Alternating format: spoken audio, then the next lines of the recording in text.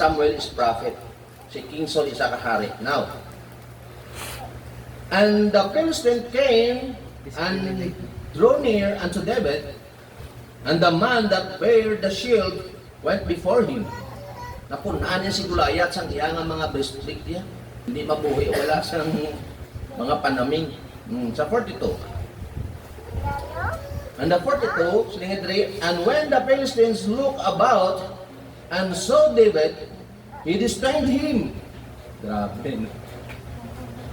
For he was but a youth, unruddy, and of a fair countenance.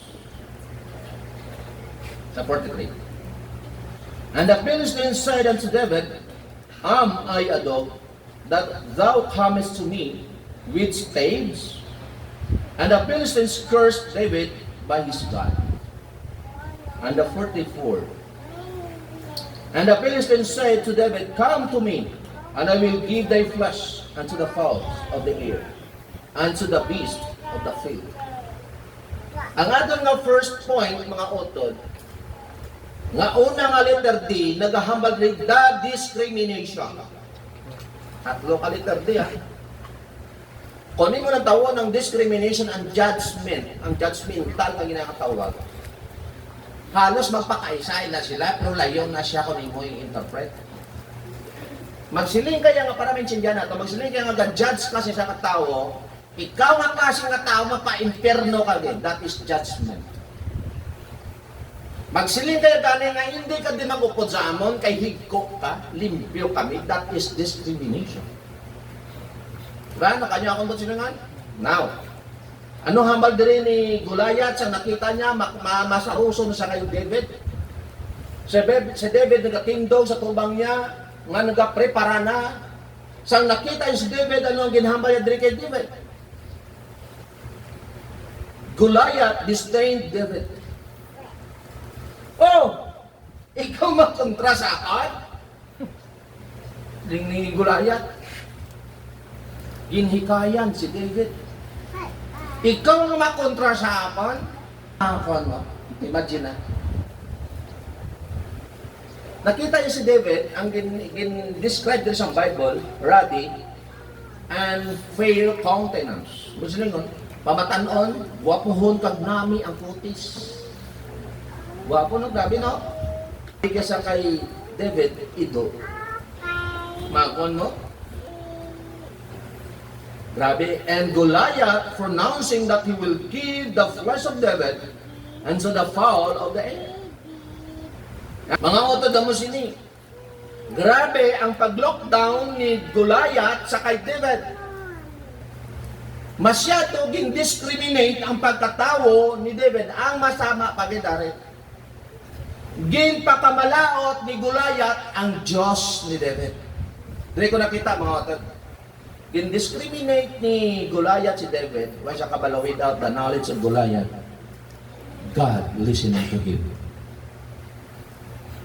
Mga ito darit ang danata. So ay may busy. I-avoid naton ang discrimination sa mga katawan. Ano ang katayuan sa isa katawo? Ano ang iyang pagkatawo? Ano ang iyang attitude? Ano ang iyang profile? Iwala ka sa diretso sa pag-discriminate sa sinangatao. Nga mga otod mo sino? Discriminate, kita nga discriminate. Abi, testingin lang tawa ka galingon mo. Base, sobra ka pa nga inog-discriminate. Kunin mo talupang doon mga otod mo sino. Hindi ko nakita. Ano man na sa nga klase nga tao, tandaan natin, may kalag na sa tubangan sa Diyos. Amen. Huwag kita. Amo na yung mabudlay ng ibang mga tao pag medyo makaangat sa pagpangabuhi, gina-lockdown nila ang mga tao nga doon lubusan nila, na feeling nila, do powerful sila, kay bango may mga kwatan sila. Kung ang ina nga tao, gina-lockdown mo pag inaanak sa Diyos, Diyos ang imo kaaway, hindi nila nga kaaway. That's why mga otod mo sila. Ano man na siya, i-assert sa tagipuso yung pag-respeto. Si Goliath, hindi kita yung Goliath. Pero mabalaan ko na ito, may mga Goliath kita sa itong kabuhi.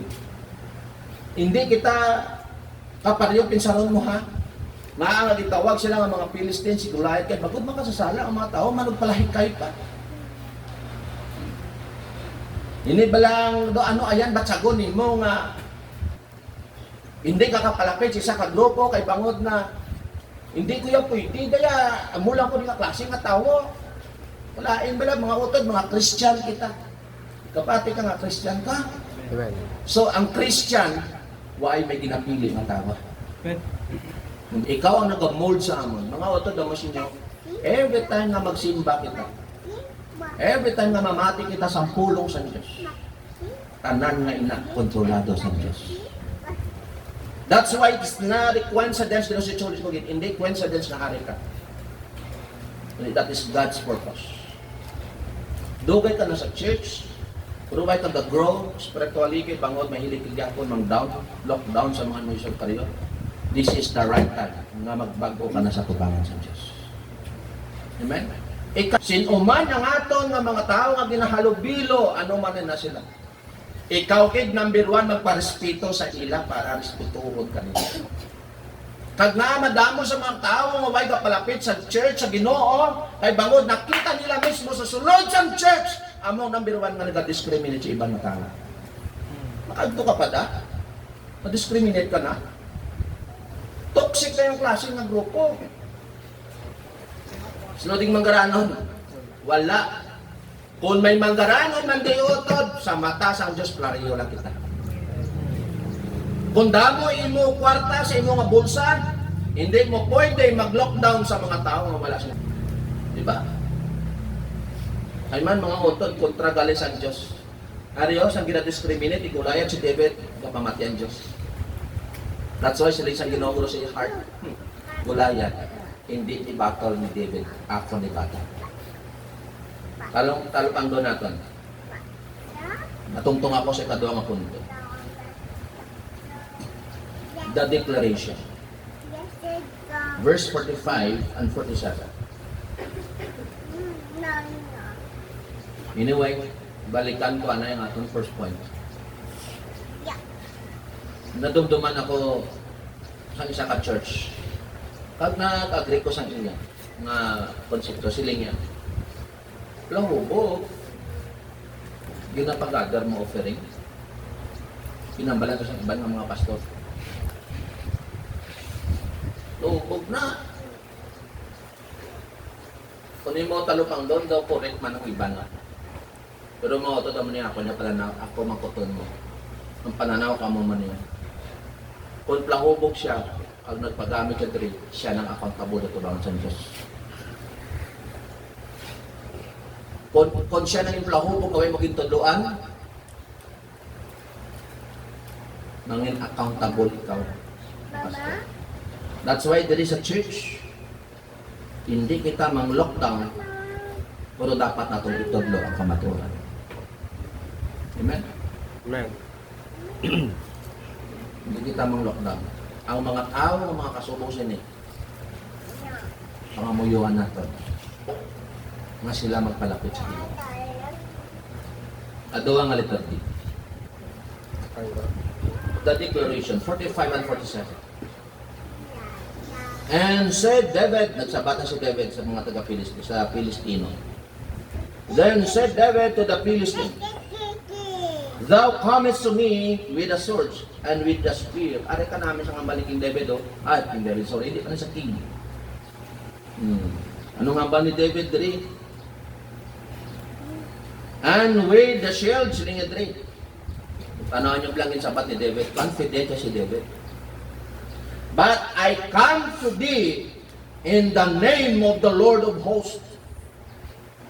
Makon mo confident ni David. In lockdown sa Goliath, pagit sabat si Goliath na nagasiling. Ikaw nagkagto ka diri nga madamo kasing armas. Ako nagkagto diri bangod kaupod ko ang Ginoo in the name of the Lord. I come thee, silingan, in the name of the Lord of hosts, and the God of the armies of Israel, whom thou hast defiled. Makon mo? Na ako nagtagto ako diri sa ngalan sa Diyos, Diyos ang mga armies. Amo na ang Diyos nga magalupig sa imo. Kita mo? Ginadeklara ni David nga ang makipag-away sa sina nga away ang Diyos. Hindi si David. Kay kung magpwersahanay, silhig lang gid siya, titing lang gid siya kay Goliath. But confident si David kay bangod sila niya, ang Ginoo ari sa akon. Makon mo na, mga utod. Tapuson ko niya nay. David declared before Goliath about the name of the Lord, verse 45. David declared before Goliath about the enablement of the Lord. Mga utod, listen to me and look at me. Do you believe sa power ni Lord? Ano man ang mga Goliath sa kabuhi mo, utod. Ano man ang ginaatubang ni mo, believe on the Lord. He is able to conquer. Amen. Sa imo nga baka. Believe on the Lord. Why na sa iban makabulig sa imo kay nga ano ka powerful? Makaya mo tubangon ng tanan? No. Si David nagdeklara nga sa niya, kaya ko ni because of God is with me. Kung ginadeklara nimo nga si Kristo ang Diyos ara sa kabuhi mo, kaya kakulban, ano man ang mga problema ang gaabot sa imo. Amen, Jundel? Be strong, Jundel. In the Lord. Amen, di ba? Oo, tut. Amosin niyo, babayi lang na. Ang Diyos kaya, kamanan, Jundel. He will find the way for you, Jundel. Amen. Amen?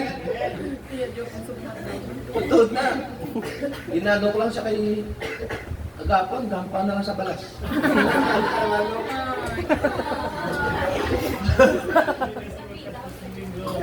Pero planggatan na si Jundel.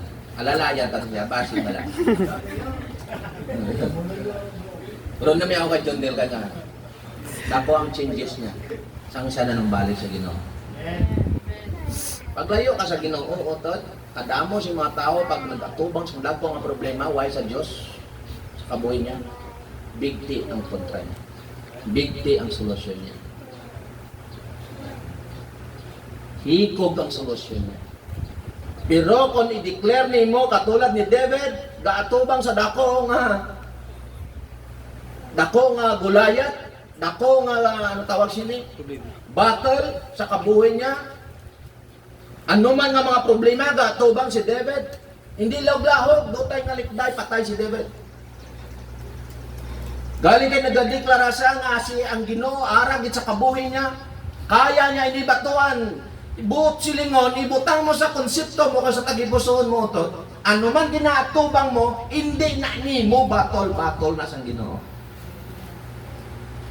Ay kapati ka nga, Diyos gamana. Ang mga ginahambal natin, why kita padaw sa Ginoo. Magpaktig kita sa Ginoo. Ginoo gyapon dampan mo sa uli. Di ka mo tanam na si Goliath to, gin pakamalhaot siya Ginoo. Gin way labot nga gin discriminate siya si Goliath, si David, gin daw niya pagigya ang Diyos si David, yung mga kon na. Sling there sa 46. Tingnan dito sa 46, sabi niya, this day will the Lord deliver thee into my hand. Namakon mga declaration ni David. Sa sini nga adlaw, ikaw itogyan sang Diyos sa akon mga kamot. Imagine mo. Mga utod na namin kita ko sang i-review ko lang. Sa time bala sang problema mo, nakaligtaan ka lang ang Diyos gali aras tupad mo. Hindi mo lang siya ma-recognize. Siling sang Ginoo, last night, I was a dream. Siling. Langgon ko na lang. Siling yan. Sang isa kadlaw ako, isang isa kagabi. Isang isa kadlaw. Wait, nakabalaw kasi call center to saya, kadlaw sa nagdam ko. No? Kasi isa kagabi, ako nagdam ko. Kaupot kong Ginoo, nakita ko ang bakas sa likod sang apon binalaktan sa igad sang dalampasigan sang dagat. may duwa ka set nga nagalakat. Bus ringon, duwa ka tiil, sa pagidri ka duwa ka tiil. Sino niya kay kabalo ko gali nga ang Ginoo ara sa akon. Nagaupod siya sa akon sa tanan nga mga problema, sa tanan nga mga challenge sa kabuhi ko, ara siya. Pag nagpumisa ang Ginoo nga nagasiling, I will never leave you, nor forsaken you. Di ikaw pagpabaya. Di confident siya nga kaupod yung Ginoo. So, gabalikin sa galakat sa sagat sa dagat, kita ya ang apat, ang duwa ka set na nagalakat. Sa huli yung galakat siya, nabalik na niya duwa na lang. Sang nakita yung duwa na lang, nag-abot sa iya ang feel na ginatawa. Sino niya lang? Lord, siling mo, hindi mo ko pagpabayaan. Siling mo, Lord, updanin mo ako sa tanan nga mga challenge ang kabuhi ko. Hindi nga subong, wala ka na. Ay ako na lang yapak ang kakakitaan namin. Siling isang Ginoo sa inyo, oh my precious child, ang yapak na nakita mo sa likuran, hindi na imo. Ako na. Ginabit-bit ko na ikaw. Ang yapak na yan sa likuran, yan na sa Diyos. Mga otodre ko nakita. Sa time sa problema, kung magdikit ka sa Ginoo, bit-biton ka sa Ginoo. Like ni Goliath, didn't it? I-embrace ka sa Ginoo nga wala sing may makaharm sa imo. Wala sing may makahalit sa iyo. Now, siling din ni David, siling niya, I-deliver thee into my hands, and I will smite thee, and take thy head from thee. No? Dapat tingunin Goliath. Siguro kinakadawan si David. Pero ari na. Sang nagsugod na ang away nila, David declared his victory before Goliath. Perdihon tagit ka, siling ni Goliath, ni David. Tungtungan natin ang pangatlo, letter D. Sabi ang makasabi, the deliverance, ang kahilwayan, ang kadalagan. Remind me ka sa 48 and 51. Look at your Bible. And it came to pass when the Philistines arose and came and drew nigh to meet David. Sa 48, that David hasted and went toward the army to meet the Philistines. May gali ka hadlong si David, no? Grabe, no? Grabe siya, mabato, pasulong siya. And David put his hand in his bag. Samtang siguro ang kadagan sa ginakuha ang bato sa bag ng gamay. And took thence a stone and slung it and smote the Philistines in his forehead, that the stone sank into his forehead, and he fell upon his face to the earth. But I do believe, brethren, how many times I told you, pag ang Ginoo na gani mangikot, wala imposible sa iyo. Kita mo, kariat-riat na siya. Diba? May pa-heart na. Diba? Kamuya mag-react sa ako ng bulan na, kaya heartbeat yan. That is God's power. Amen. Amen? May pa-heart na to sa iya. Now, I do believe, brethren, pagbuya ni David, ginalalayan sa Diyos ang bato. Paging sentro sa noon ni Goliath. Pamangkot ko. Sa paghikay ni Goliath sa kay David, pag-discriminate siya sa kay David, pag ginsuyaan niya ang Diyos sa David, naaway na lang sa patay sa Diyos. Outright. Why? Makita miracle or ang makita ang kusog. Yes. Makita ang kusog. Kay gusto sa Diyos ipakita nga bisan katiting ka lang sa tubangan sa ni Goliath, kaya niya gyapon perdihon ang isa ka Goliath because of his power. But silingon nakita sa Diyos ang nga sometimes kinalaw sa inyong mga problema. I tell you, Wala meaning, wala testimony. Ano ang testimony mo kung puros lang kadalaga ng kabuhi mo? Wala challenge. That's why, brethren, you have to be thankful kung napunan ka sa problema sa kabuhi mo because nakita mo, hindi ka gihapon pagkabayaan sa Diyos. Ginkaptan sa Diyos ang bato pakanto dito sa forehead ni Goliath. Kag napugday si Goliath. And then anong ginhambal at diri sa 50, David prevailed over the Philistines with a sling and with a stone and smote the Philistines and slew him. But there was no sword in the hand of David. Paano ya karon utdan tulo kay wala siya sa espada? Ano ginhiman sa verse 51? Therefore David ran and stood upon the Philistine and took his sword and drew it out of the sheath, a sheath thereof, and slew him and cut off his head therewith. And when the Philistine soldiers' champion was dead, they fled. So nakita sa mga Pilistinohon ang ilang conqueror, ang pinapamato nila, nakita na hagbak na, kag napatay, kag nakita nila kung ano nila utdan ulo ni David si Goliath. Ang mga Pilistino nagdalalagan palayo, hadlock sila. Kay nakita nila, hindi lahog-lahog ang nagaupod kay David. That's why mga utod, ang pamangkot ko siningaga mo sini. Who is the Goliath in your life? Sino ba lang Goliath sa inyo? Maybe our family. Is it correct? Sometimes ang aton pa family ang number one nga nagka-lockdown sa inyo bilang isa kagustuhan. Ang pinakadako nga problema sa isa kagustuhan ko na ang iya sudod panimalay nga pamilya amo pa ang nag-discourage siya palayo sa Ginoo. Amo nang pinakadako nga Goliath sa imo kabuhi. Maybe our family and maybe our career. Because of our career. Mga uto, tandaan natin. Ano man nilapot mo, grasya na sa Ginoo, hindi bangod sa imo. Maybe our career, amo na siyang kabalabag sa imo, di ka palapit sa Ginoo. And maybe our situation. Amo lang ko ni. Hindi kita mag-self-pity. Ninablang, alukol ko sa kagalingon ko ba? Tamo, mga utod, ang self-pity nagalid na palayo sa Ginoo. Who is the Goliath in our lives? Maybe our family, maybe our career, maybe our situation. The answer is yes. Sometimes amo ina. Brethren, ano man ang ginatubang mo, don't worry. God is with you.